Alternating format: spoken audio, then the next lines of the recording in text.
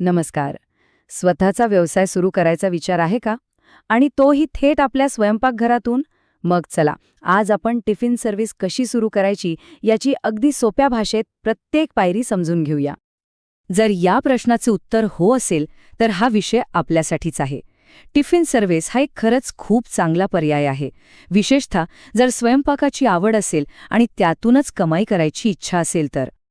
ह्या व्यवसायाची सगळ्यात मोठी ताकद काय आहे माहितीये? ती म्हणजे याची मागणी.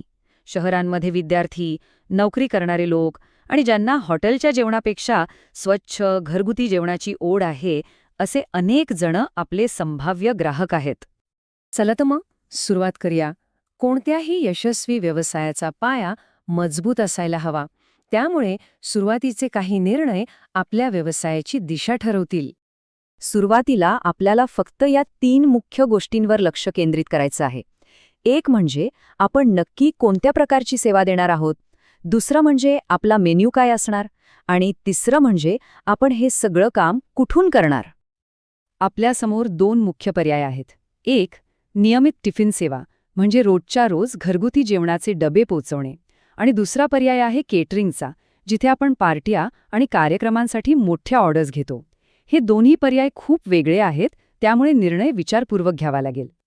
जागेचा विचार करणं तर अत्यंत महत्त्वाचं आहे.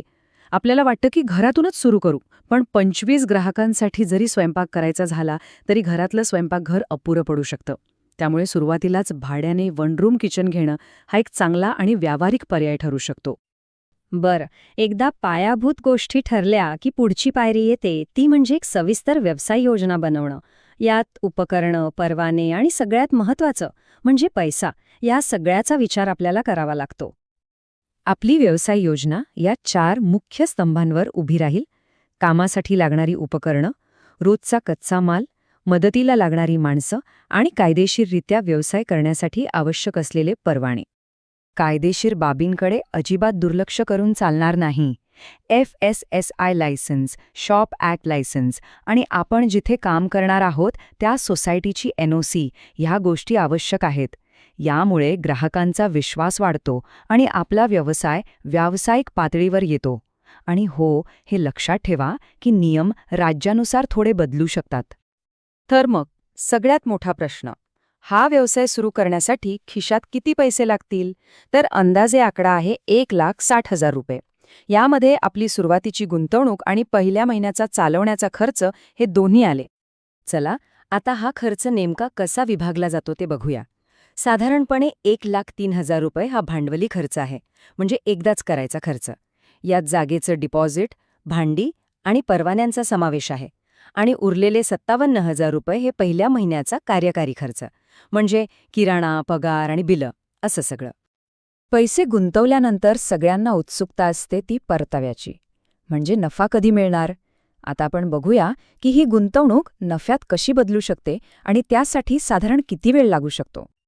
आता पुढचे आकडे समजून घेण्यासाठी काही गोष्टी गृहीत धरणं महत्त्वाचं आहे. आपण असं समजूया की एका थाळीची किंमत 80 रुपये आहे, दिवसाला 2 जेवणं दिली जातात आणि हे महिन्याचे 26 दिवस चालतं.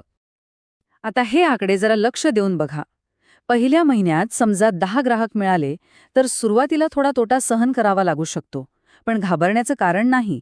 दुसऱ्या महिन्यात ग्राहक वाढले की तोटा कमी होतो आणि तिसऱ्या महिन्यापर्यंत साधारण 35 ग्राहकांवर आपण नफ्यात यायला सुरुवात करतो. हाच तो महत्त्वाचा टक्का आहे. आणि हेच आकडे आपण आलेख स्वरूपात बघितले तर चित्र अधिक स्पष्ट होतं.